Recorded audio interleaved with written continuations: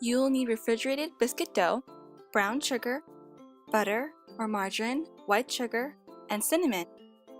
I found that the easiest way to mix the dough and the sugar is to get a Ziploc bag and add the sugar and cinnamon.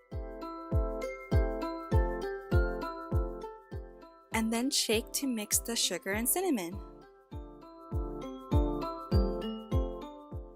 Now there are various sizes of biscuit dough, and I will list in the description box the different sizes for this recipe.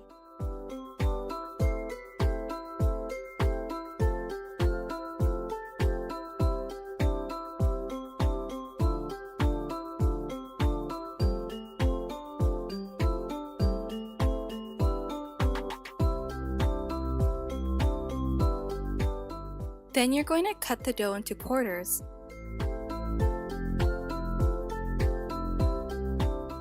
Like this. Now you can put up to 7 biscuit pieces into the Ziploc bag. The reason you only put maximum 7 biscuit pieces is because it is easier to evenly coat the biscuit dough.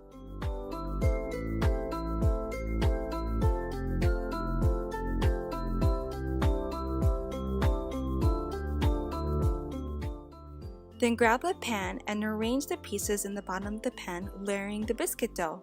You can use any type of pan, but using a bundt pan will make the monkey bread look more appetizing.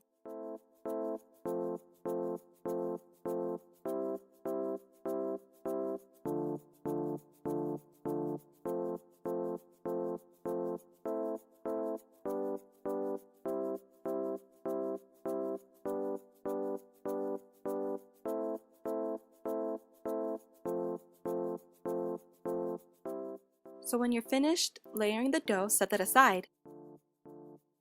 To make the sauce, you're going to melt the butter or the margarine in a saucepan.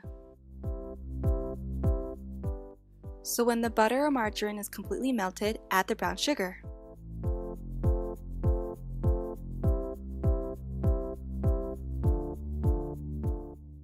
Then mix until the brown sugar and butter or margarine is completely mixed. Then you're going to pour the sauce into the pan, like this.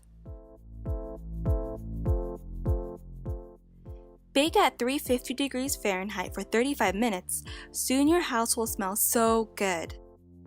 After 35 minutes, remove the monkey bread from the oven and let it sit for about 10 minutes.